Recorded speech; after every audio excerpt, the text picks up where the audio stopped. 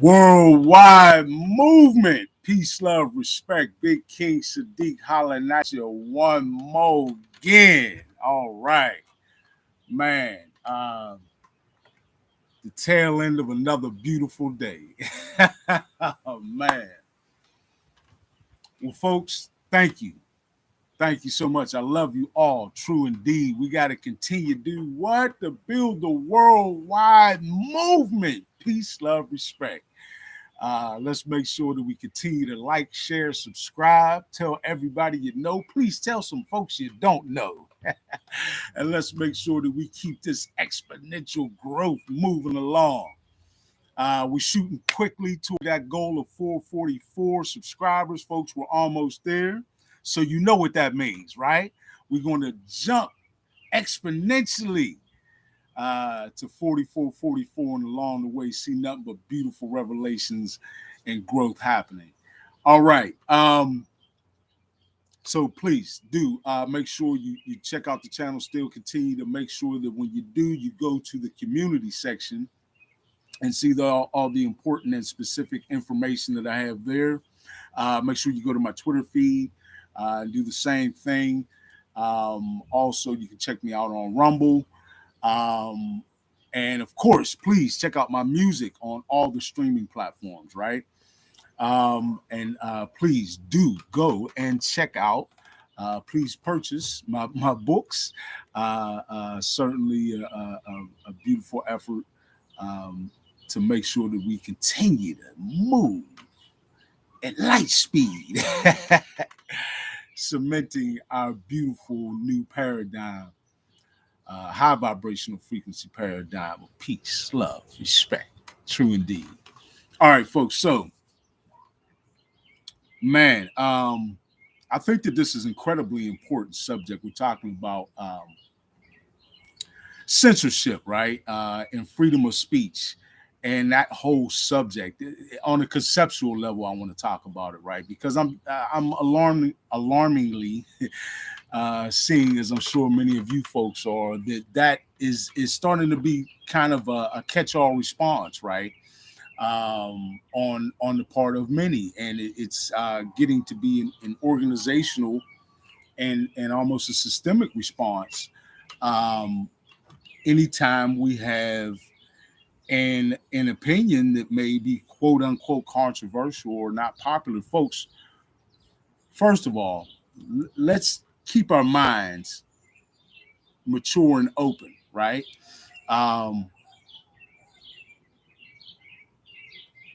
I've always been one to adhere to the train of thought, or at least the mindset, that truth stands out and stands up against any falsehood and against scrutiny, right? And I think that's what we're looking at, right? With all these efforts that are increasing, right, to sort of censor or limit, quell, or respond or restrict the responses and or comments of people on various subjects, right? Maybe hot button subjects, like currently we have this UFO conversation that is really exploding, right? And on that subject, watching those hearings is sort of what not hearings, the coverage of the congressional committee asking questions on this subject and doing their own query into the information available, I guess, on an official level, right? It wasn't the specific content of this coverage that was, I guess, as shocking to me as well. That wasn't shocking at all. What was shocking to me was the blatant effort or the blatant agenda that that I observed being sort of championed and pushed by some of the congressional members involved in this committee. In other words, what I'm saying is when there was something that had been raised, perhaps by one committee member in their line of questioning, there was almost by the next committee member to raise their hand a sort of counter effort to like shut the door that had just been opened, right, by the line of questioning by the previous committee member. And that's just my take on it and the way I felt about the responses. I felt that, like all efforts to censor, right, or limit one's freedom of speech, or limit one's ability to comment on a specific subject, even. Um, the one thing that I see common in all of those efforts is fear, right? Well, what do you mean, Big King? I see fear on the part of those who would like to censor. Um, and I believe, or rather, it seems rather apparent to me, that anytime you see a really serious effort to censor, right, or to limit someone's freedom of speech, or to cut off or prohibit someone's response or someone's commentary on a specific subject, to me, the organizational body, the group, or anyone who is putting forth such an effort to censor, they are appearing to me as afraid, right? Afraid of the fact that their point of view or their stance on said topic is not capable of standing up to scrutiny, right? Or that if any opposing views, right, or any views that may be contrary to what has been laid out as an agenda for the population to digest, that anything that is contrary is somehow dangerous, right? And I think that's actually where the real danger lies. Folks, we're adults. We're adult, free-thinking individuals who are all intelligent and fully capable of coming to our and drawing our own conclusions, right? We can come to and draw our own conclusions on any subject, and we're all capable of handling that. Um, we are not children who need to have our dialogue sort of monitored and contained within a certain uh, uh, box of perception, right? Or what is allowed in that box, or even allowed in a conversation on any specific subject or topic. And what made me feel that way is um, one particular committee member. I believe I may be mistaken, but I believe his name was Mr. LaHood. Uh, Automatically, once these questions sort of started picking up steam and maybe getting a little more intense, right? Um, the response on this particular individual was, well, what can we do as a penalty to stop what he considers to be misinformation? Now, I want to address that really quickly, folks. This whole misinformation thing, this concept of protecting the public from misinformation, is exactly what I mean by belittling the public and treating all of us essentially like children who need to have what information, content, or subject matter we're exposed to be filtered, right? in some way before we receive it, as though we're not capable of processing certain information and coming up with our own mature, responsible conclusions. We are all intelligent adults, folks. This concept of some governing body, right, or different elements of our government deciding for us what we can handle or can't handle, what we can discern or not discern, what we are or not intelligent, what we are intelligent or not intelligent enough to process and to discern what is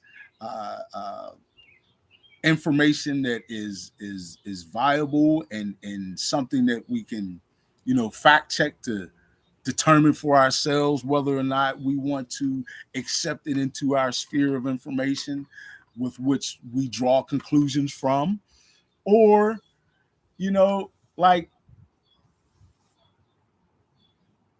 do we really, I laugh, but honestly, there's a bit of danger in that, and many people have commented about the dangers of censorship.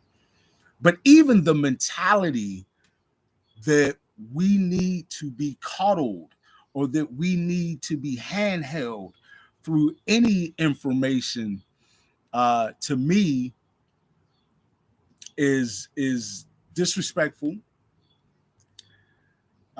It's disingenuous, because to me, when you are controlling the narrative to the point that you control the flow of information, right, then that is a real interruption. I think is a good word. It's an interruption of our free thinking process and our freedom, again, to be sovereign individuals.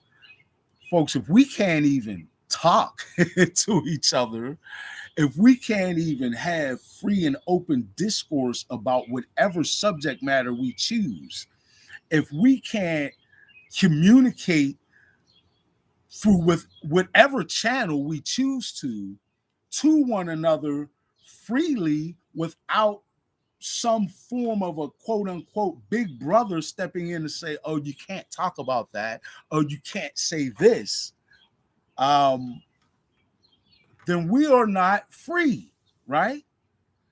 Because I'll pose to you this: is not any effort to control what people say an effort to control what people think, right? If I'm trying to control what is said in public, then I'm trying to control the conversations that happen in public, which means I'm trying to control the conclusions that could potentially be drawn, which means I'm trying to control the way people think.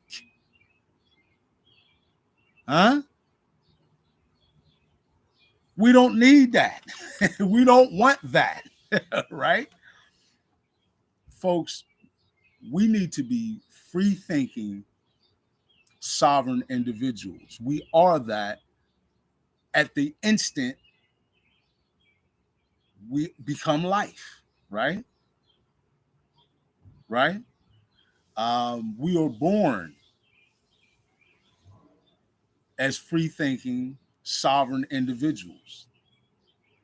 Now, the old paradigm and the old energy associated with that saw to it that very soon after that, the indoctrination begins, right?